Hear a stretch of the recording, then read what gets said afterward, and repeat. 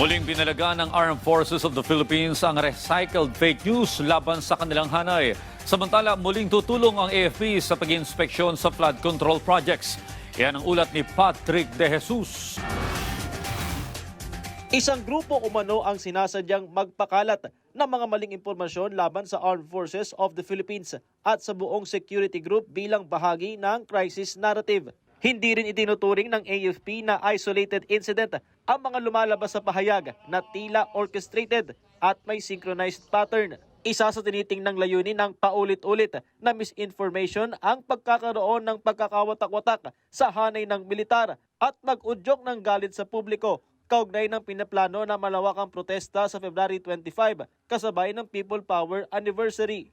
So kung makikita nyo, it seems to be part of a script that is designed to erode public confidence in our military leadership. Kailangan natin tanungin yung timing nito, content nito, and yung sheer pag-amplify nitong mga information na lumalabas sa social media. And this narratives is following a script-like pattern across different platforms. Seryosong iniimbestigahan ng AFP ang mga nasa likod ng maling naratibo kasabay ng pagtiyak sa pagiging profesional ng mga sundalo. Hindi kami nagpapadala sa ingay at patuloy nating tutuparin ang ating mandato. So ipagtatanggol natin ang ating mamamayan, pangangalagaan natin ang katotohanan at pananatilihin nating kapayapaan at katatagan ng bansa. And over and above that, ang gusto nating ipaalam sa ating mga kababayan na maging mapanuri nga tayo.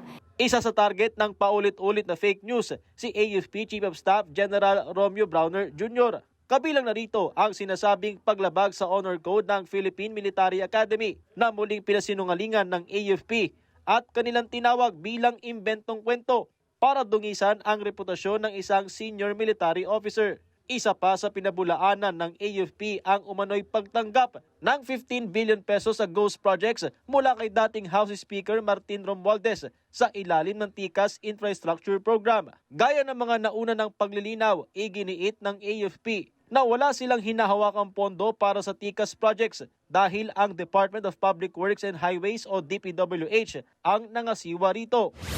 Samantala, muling tutulong ang AFP sa pagsasagawa ng repeat inspections ng flood control projects. Kasunod na rin ito ng isiniwalat sa huling Senate Blue Ribbon Committee hearing na may ilang proyekto na mali ang ibinigay na coordinates. Magiging katuwang sa muling pagsasagawa ng inspeksyon ang DPWH bilang bahagi ang AFP ng Technical Working Group ng Independent Commission for Infrastructure o ICI.